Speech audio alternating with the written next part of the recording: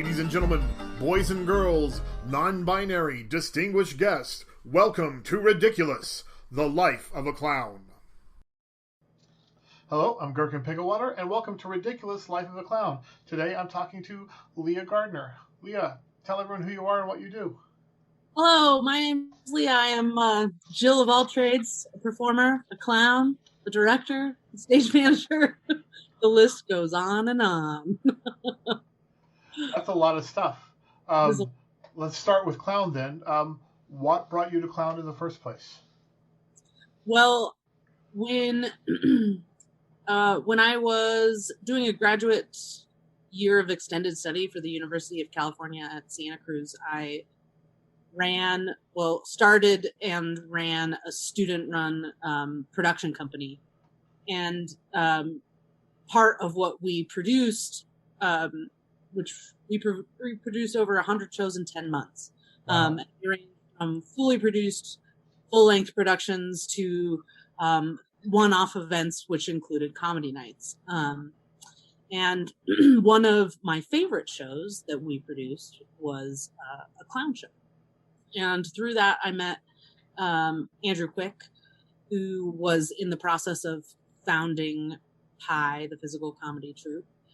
And I fell in love with clowning there, really. Then I went to the Clown Conservatory later on in life.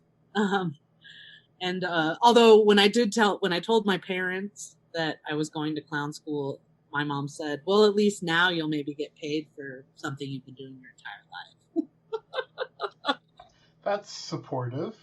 Yes, in her way, it was. So in that first iteration of Pi, when you joined it, who all was in the troupe? So the first iteration of Pi was, I guess technically 8 clowns. It was Kelsey Custard, Nicole Laurie, Tyler Parks, Craig Piaget, Andrew P. Quick, Bruce Glasseroff. Who else? Who am I forgetting? Tom Lazar, myself. There's one more. The Forgotten Clown. Oh, John Align. Duh.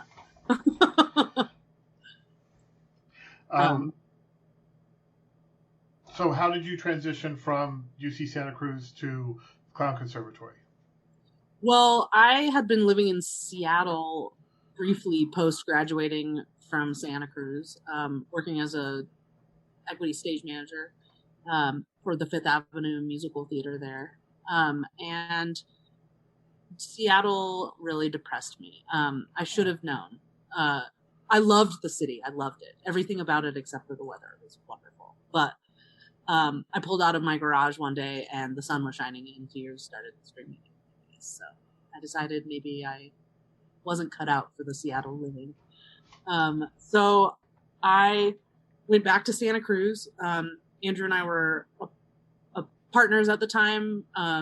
So I went back to be with him and then joined Pi. We performed a couple of shows that summer and then decided that as a troupe, we would try to get into the Clown Conservatory in San Francisco.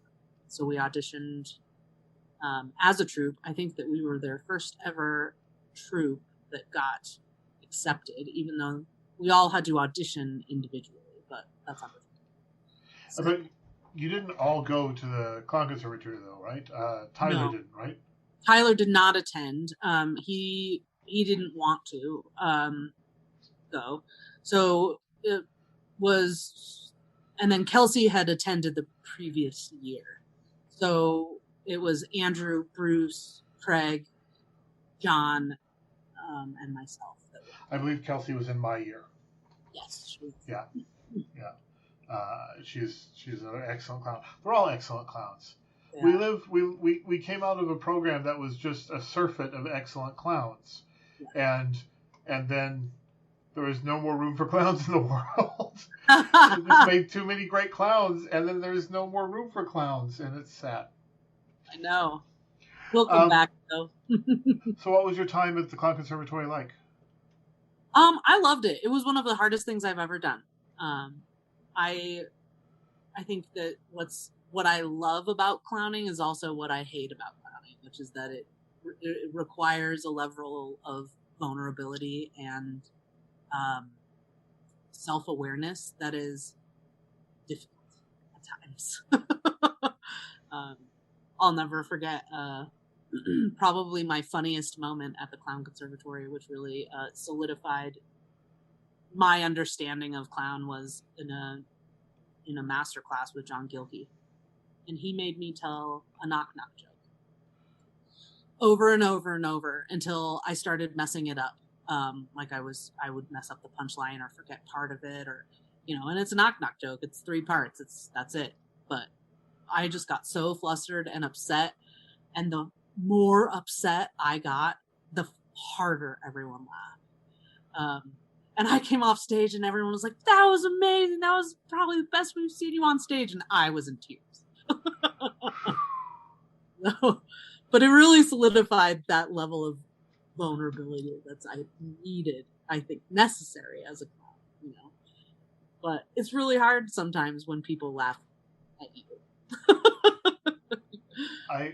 I found that vulnerability was the main thing that I learned at the Clown Conservatory. But talking with Jeff on this podcast at different points, like, that wasn't part of his dogma.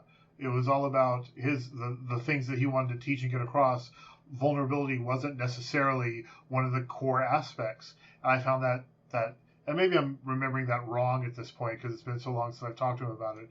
But I found that really surprising because vulnerability was so much inherent to everything we did and everything that we learned. And I got to say, as a clown, I hate it when people laugh at me. Like, if you're not giving me money, you don't have any right to laugh at me. Truly. Well, and I think the other shocking aspect of clowning that I learned in the history portion of the Clown Conservatory was how many comedians killed themselves. And it all made perfect sense to me, I think. Just because, because it's hard. It's really hard to have people laugh at you. Especially when you are putting so much of yourself on stage. And that's the point, but it doesn't matter. Your brain is still like, why are people laughing at me? You have to lock off part of yourself, the part of yourself that is bothered by it, and just like, I'm doing it right. I'm doing it right. I'm doing it right because they're laughing, and I can't think about the parts that would normally be uncomfortable or driven out of our tiny shell of a society by the laughter, the ridicule, the driving away from the center. Yeah, it is hard. So where did you guys end up going after the Clown Conservatory? We we became an LLC. Well, first we became a general partnership, and then we became an LLC.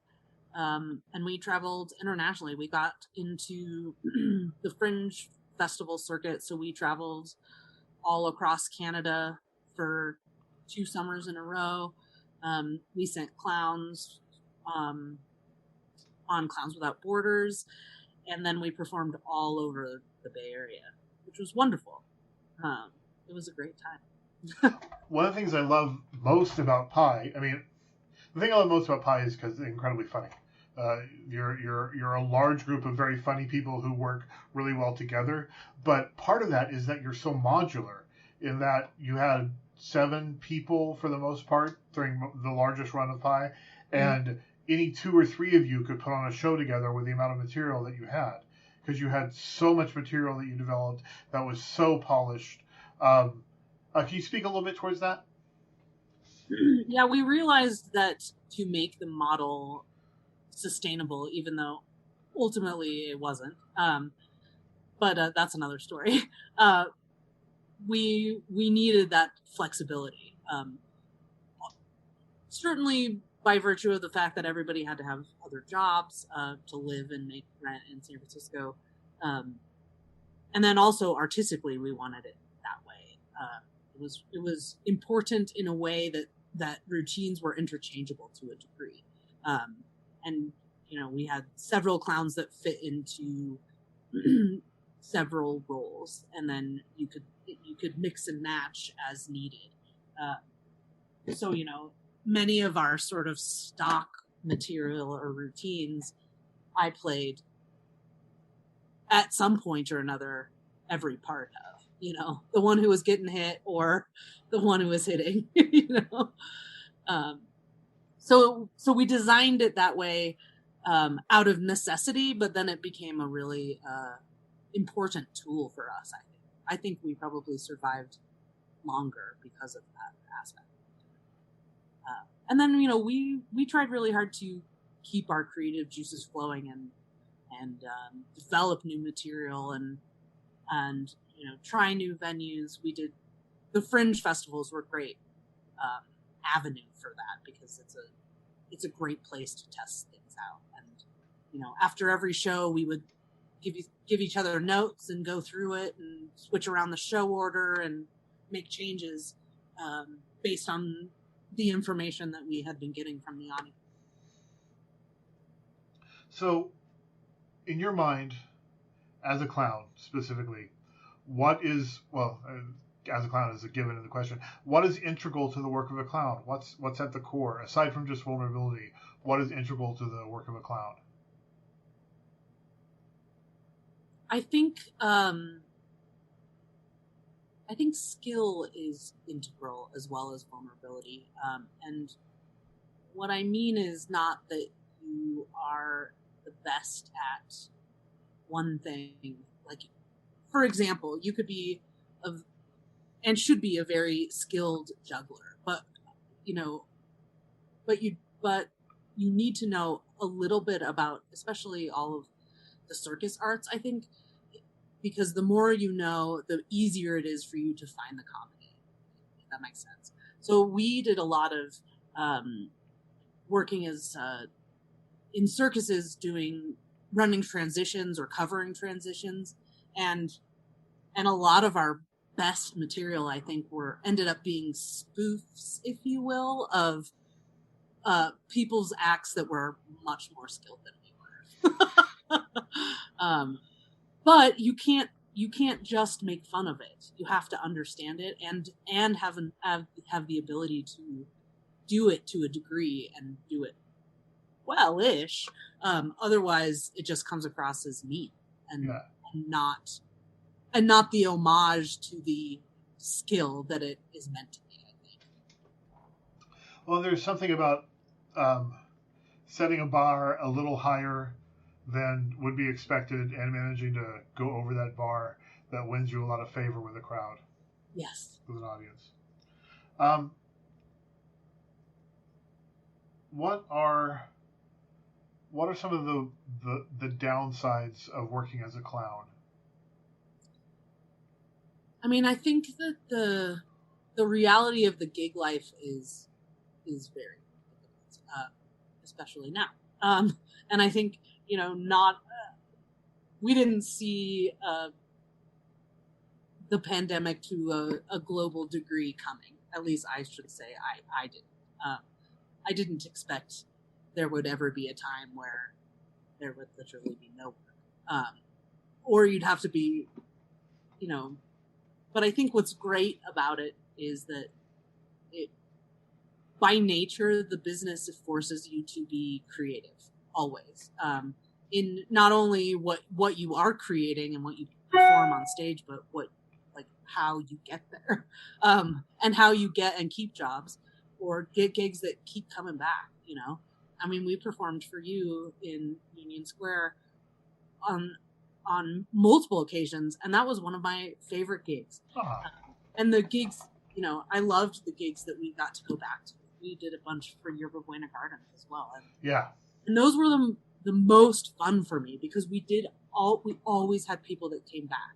And it was lovely to see the kids grow up, how we had changed, and how what we were doing was still remarkable to them in whatever way,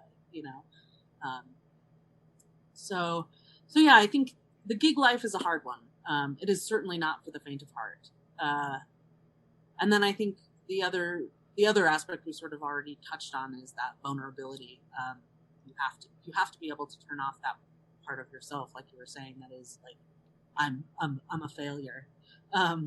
When they're laughing at you, messing everything up,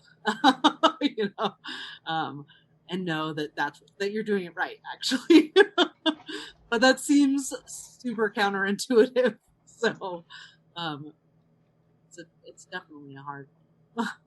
So let's talk a little bit more about Pi before we move on to other things. You started off as 7 or 8 clowns. First off, is Pi still a thing? Yes and no. It is no longer an LLC. We still perform under the name Pi in various incarnations, like you were mentioning earlier. For the most part, it's just Andrew and I that are still performing as Pi. Life happens and people got married and had kids. So, right. And yeah, so over time, Pi rearranged itself and reformed and reshaped into what it is today. Mm-hmm. Let's talk about some of before we go on to your inspiration. So let's talk about some of your other roles.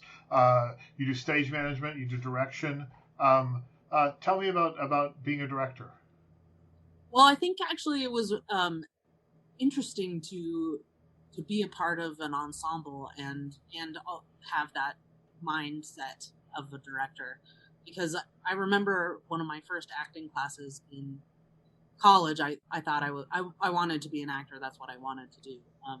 And I took an acting class, and my teacher pulled me aside at the end of the first class, and he said, "Have you ever thought about being a director?" And I said, "Well, no, I haven't." And I said, "Why?" And he said, "Because I can tell when you're on stage that you're always thinking about the bigger picture." And I was like, okay. And so he gave me the number of a woman who he wanted me to assistant direct for.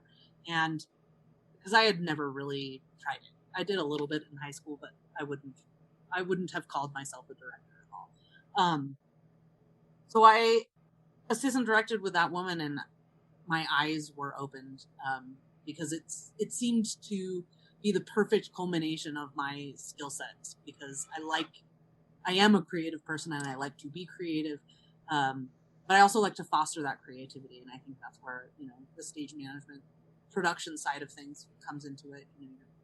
I like to be creative and also foster that creativity in other people. And the director seems to be the perfect hybrid of those skill sets, So I've directed professionally. I spent 7 years working on an immersive experience in San Francisco called the Speakeasy, which I directed and performed in on several occasions. And that was a wonderful and very challenging experience as a director, because it was a long running show, and that's a whole different kettle of fish than performing for one night only or a weekend or two. So. Can you tell me more about Speakeasy? Sure. So the Speakeasy was, like I said, an immersive theatrical event. It was about 3.5 hours, and the most palatable way to describe it, I think, is for an audience member, it's kind of like choose your own adventure. So you could stay in a room and see what happened. You could follow a character's storyline if a character's story spoke to you. So the show happened in real time, and it was basically like a 3.5 hour slice of life in the character, or in the lives of 35 characters. Wow. All happening simultaneously over a 6-7 room venue. Yeah, it was really fun. It was a great experience. Now, I mean, I never got to experience Speakeasy. We talked about it briefly before. Was it a dinner theater kind of thing, or just they served drinks, or was it just physically being in a space with them? Or no, we did serve drinks, so it was a fully functioning 1920s speakeasy. We had pay to play gambling, so you could pay $10 and get $50 worth of chips that you could gamble. You don't get anything at the end because gambling is obviously illegal in the state of California. But yeah, so we did serve like small bites and drinks, but it wasn't a dinner theater. Okay. It was more. It was crazy. What it was. It was a very ambitious project, and I think we succeeded and failed. How so? Well, so I think what we created was a really incredible immersive experience. What I think our main challenge was that if you were a person who loved theater, you would love it. And if you were a person who didn't love theater, you would also love it. But we didn't have enough. We didn't market it well, I think, is ultimately what happened. And then when we did start marketing well, I think it was too late. Because the ticket price was not exorbitant. I think like you definitely got an incredible experience for what you paid, but it was prohibitive, I think. And so we couldn't tap into and retain the market that we needed, really. And it took over 100 people to run the event, because, you had 35 actors, and then we had 5 stage managers. We had casino dealers and photographers and bartenders and servers and, so paying all those people a living wage made the ticket price go up, and there's only so many tickets you can sell, or so many days a week that you can be open. So I think the model was sort of unsustainable in that way. So this is maybe along the same lines, different direction, maybe more of a deep cut. Tell me about Trapped in a Room with a Zombie. Oh, Trapped in a Room with a Zombie was an escape room that I got roped into running by a friend of mine. It came at a time where I needed a job, and it was an interesting experience, I will say, overall. I liked the company that I was working for originally. It was they contacted me originally because of the speakeasy, and my friend who roped me in, I should say, was touting me as an immersive director. So what I thought the job was and what it actually ended up being were two different things. While I did have to cast and train the actors, it definitely was less creative than I was hoping it would be. And then it got bizarrely bought out by this guy who wrote to me, asked if I would meet him to explain the ropes. I did, and then he never called me again. So I guess I got fired. That's really weird. It was so bizarre. I was one of your scientists. I know. Yeah, and they came at us with a set of contracts at one point that were just utterly bizarre. After it got bought out, and that's when I stepped out of doing it, because it was getting a little bit weird. And so, but it was a really fun experience getting to be that character, on a regular basis as a side thing to do. Yeah, it was a lot of fun. Okay, going back to clown. How do you go about creating new work? I think the easiest answer to that is that I look for inspiration in my daily life. Not just things that I do that I think might be funny, but also things that I see other people do that are funny. And try to, when I get into the rehearsal room, I try to figure out a way to translate those things onto the stage, or find the essence of the comedic bit. And sometimes that takes you in a totally different direction, which you kind of have to be okay with. But I'll never forget one of the clown routines that I want to create but haven't yet is I was downtown San Francisco walking to my day job, and I saw this woman in high heels, and she got stuck in one of those grates on the sidewalk, and her shoe came off. And so she, you know, tried to get backward, like tried to put it back on, couldn't get it on. She ended up having to like sit down, pry her shoe out, and then she put it back on her feet, got up, and it got stuck again. And I felt so bad because I was across the street just cackling. Because it was just one of those moments in life where you're like, oh, but it was a beautiful clown moment that I have yet to recreate effectively, I think. So, talking about creation, how do you know something's going to be funny before you get in front of an audience, before you can actually test it? What's your litmus for knowing that you're going in the right direction? Well, I think, you know, one of the advantages to working with a troupe, an ensemble, was that we called it being the outside eye. So it went through, you know, pieces got developed in over a long period of time. And, you know, everybody at a certain point would sit down and be the outside eye for a piece that they weren't in.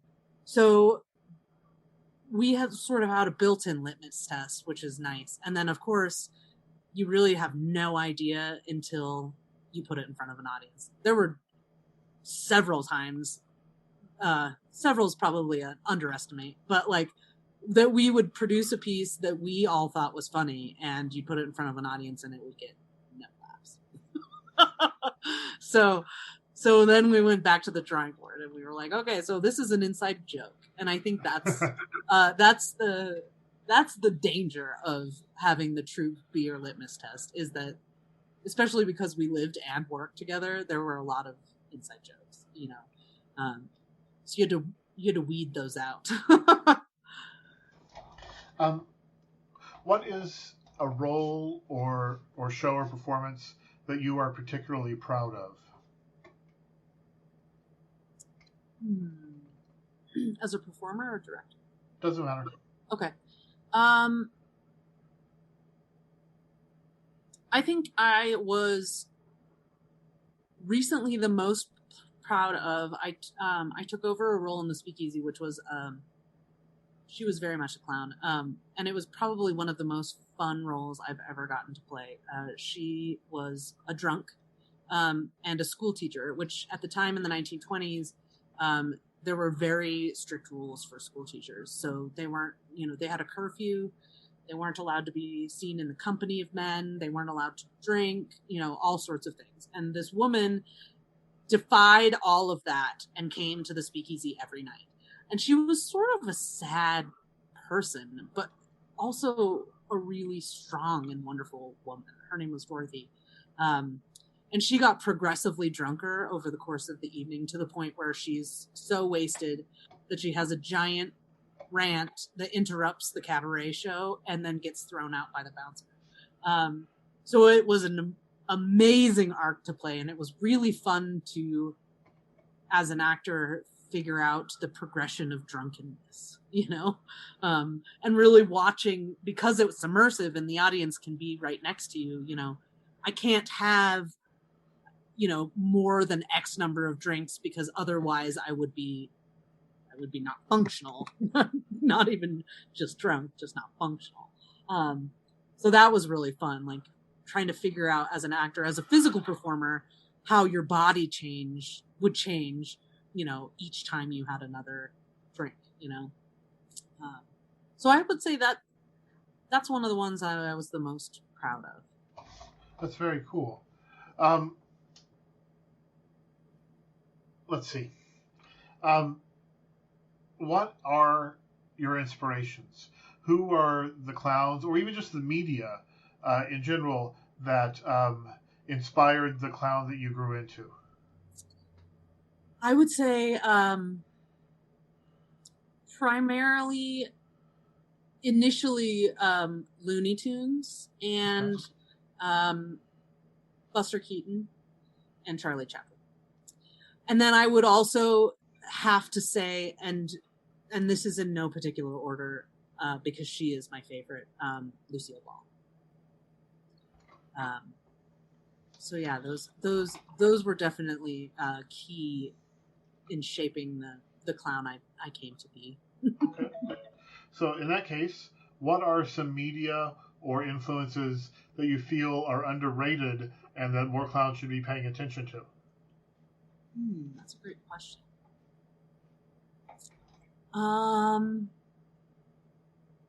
Well, I think all clowns should own the Looney Tunes Golden Collection, because it has a lot of their shorts that they don't exist anywhere else. So there's a lot that you'll recognize, and then a lot that will surprise you, which I think is wonderful. I think I have to think about another one. I mean, I think it should be required for all clowns to watch the Marx Brothers, anything and everything they can find, by Buster Keaton or Charlie Chaplin. Harold Lloyd is also a great clown. I think more modern day incredible influences would be people like I'm totally blanking on his name now. The guy who did Top Hats. David Shiner and Bill Irwin. Bill Irwin, thank you. Bill Irwin. How could I blank on Bill Irwin's name? Yeah. So, and then my other, major influence was actually a teacher of mine who, at Santa Cruz, who attended the Clown Conservatory herself, and her name is Patty Gallagher, and she is one of the most beautiful performers and clowns I have ever seen. And she teaches what she calls the poetics of wonder, which is her take on clowning. And it's only a one sheet when she teaches it in class, but boy, does it change the way that you look at the world. That sounds amazing. I wish I could have. I've studied under Patty Gallagher at the Clown Conservatory very briefly, and I got to see her perform in some Beckett. I don't remember which one, but it was just, she was incredible. Happy Days. Which one? Happy Days. Wasn't Happy it? Days? Yeah. Is that the one where you're buried up to the neck? Yeah, that was so good. She was so great in that. Had such a deep love for Patty Gallagher. I'll send you the Poetics of Clown. The Poetics of Wonder. It's magical. That'd be super cool. Thank you so much. Okay, before we wrap up, just a few more questions.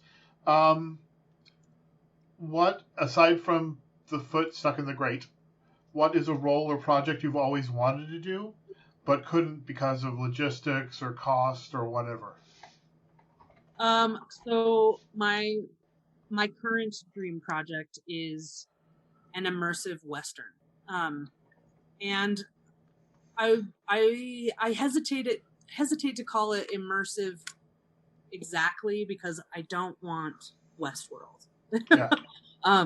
What I want is more of like a living museum, and not to glorify the Wild West, as it were, but like really examine the history of an opportunity that sort of lawlessness provided for generations of people. So, I'm imagining an old-fashioned sort of Wild West town with a saloon and a general store and a sheriff's office, all that you could travel to and experience. There would be actors involved. And then, of course, there would have to be gunfights and bar fights. But I think, especially this day and age, it's very challenging to put those things in performance, especially in an immersive environment, because, Westworld really sort of blurred the line at the speakeasy in not a good way, because people sort of felt like they had agency to be in the 1920s and treat people like you would have in the 1920s, as opposed to how you would treat them in 2021. And that manifested itself in some pretty disgusting ways sometimes. So I'd have, that's a project that I'm really interested in, and also very aware of how challenging aspects of it might be. So, yeah, a living museum. That sounds really cool, but I could see how difficult it would be to pull off. Right. I hope you get to do it. Me too.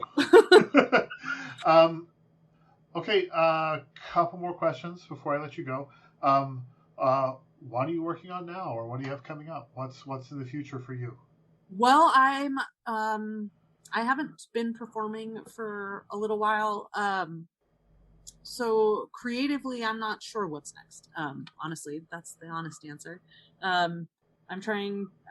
moved out of the Bay Area in 2019, and New Mexico is home for me. But I was hoping to, the immersive art scene is really big here, so I was really hoping to get into that, and then the pandemic happened.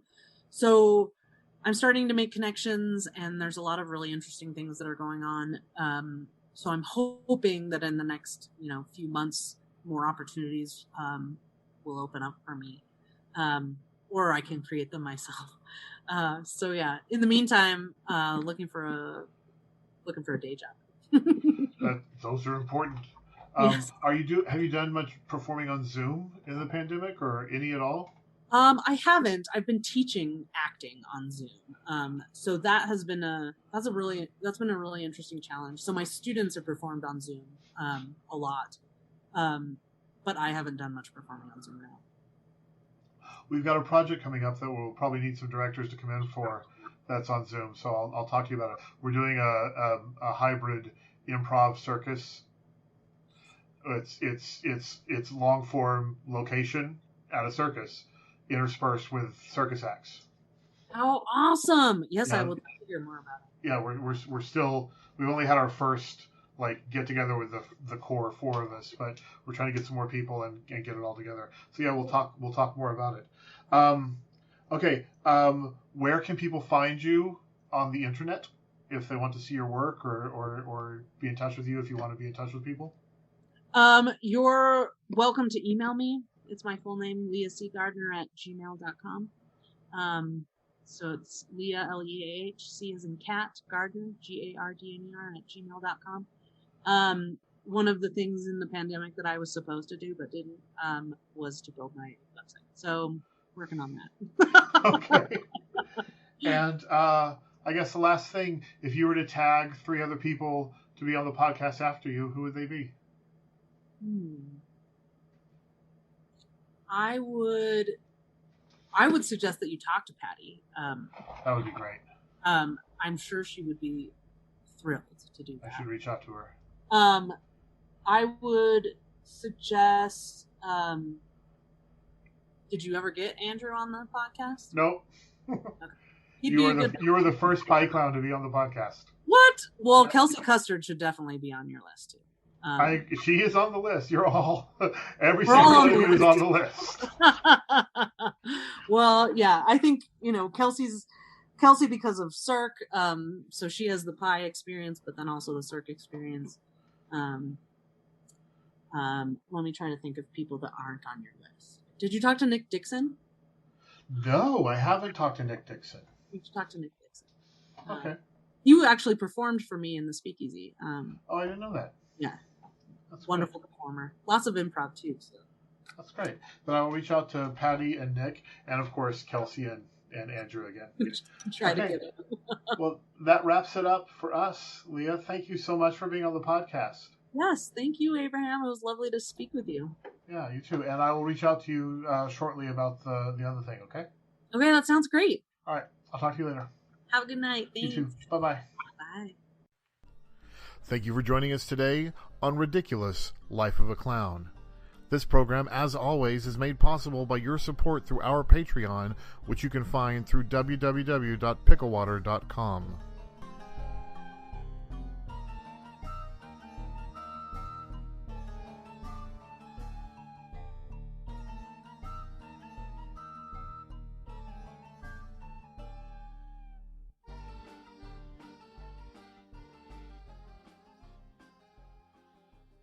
Theme song by Kevin MacLeod of Incompetech Music.